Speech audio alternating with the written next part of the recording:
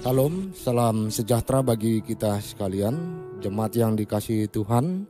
Nas khotbah kita Minggu tanggal 5 April 2020 diambil dari Perjanjian Baru, kitab Injil Matius pasal 21 ayat 1 sampai dengan ayatnya yang ke-11.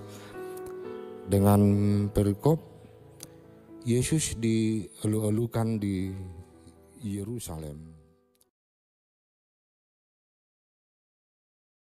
Saudara-saudara yang dikasihi Tuhan kita Yesus Kristus, firman Tuhan bagi kita pada hari ini mengajak kita bagaimanakah kita selayaknya menyambut kehadiran Yesus. Dari jawaban atas pertanyaan siapakah orang ini pada ayatnya yang 10b, inilah Nabi Yesus dari Nazaret di Galilea, ayatnya yang ke-11. Orang banyak pada saat itu memahami Yesus sebagai nabi, tentunya dengan tugas yang pertama menyampaikan nubuat dari Allah. Apakah perintah yang akan dilakukan bangsa Israel? Yang kedua, melakukan pembaruan dalam hidup beragama. Yang ketiga, memberitahukan peristiwa yang akan terjadi.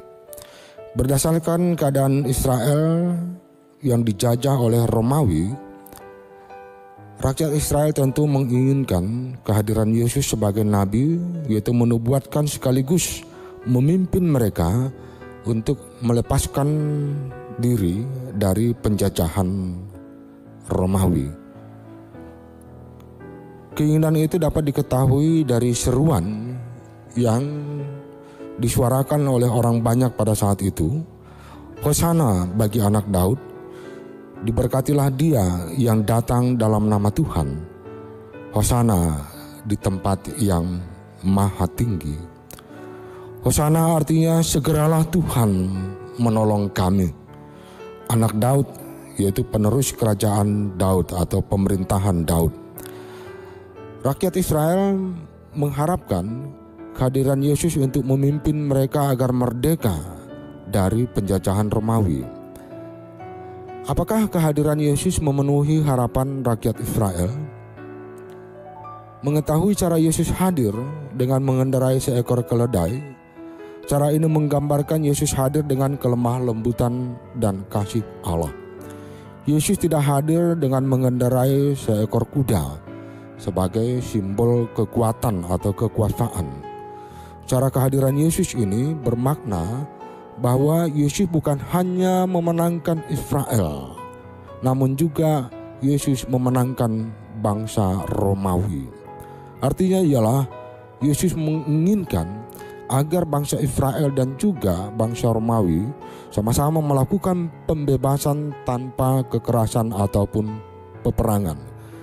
Yesus menginginkan agar bangsa Romawi mengasihi bangsa Israel dengan memberikan mereka kemerdekaan. Yesus menginginkan agar bangsa Israel memperjuangkan kemerdekaannya tanpa kekerasan atau peperangan. Jika bangsa Israel dan bangsa Romawi dan seluruh bangsa-bangsa melakukan kasih, maka tidak akan ada penderitaan bagi manusia. Sebagai manusia yang berdosa, agar setiap bangsa memahami bahwa perbuatan dosa akan mendatangkan penderitaan dan upah dosa adalah maut.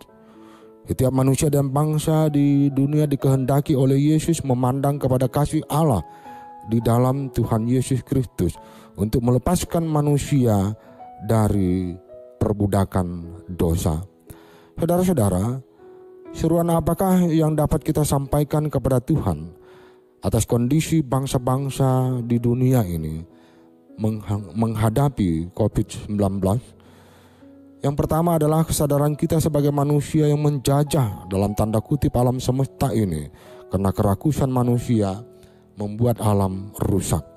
Yang kedua, sebagai kesadaran manusia atau bangsa yang menjajah manusia lainnya atau bangsa lainnya berupa penjajahan secara ekonomi, sosial, budaya, politik, bahkan agama.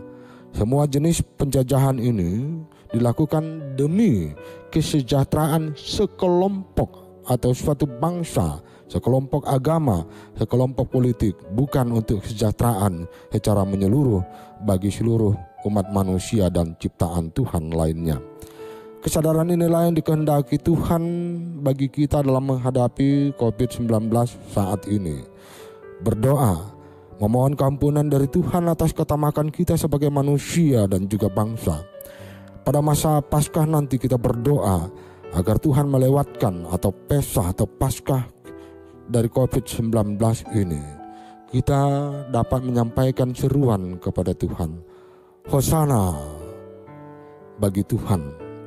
Segeralah ya Tuhan menolong kami, meluputkan kami, ampunilah kami dari segala dosa dan salah kami.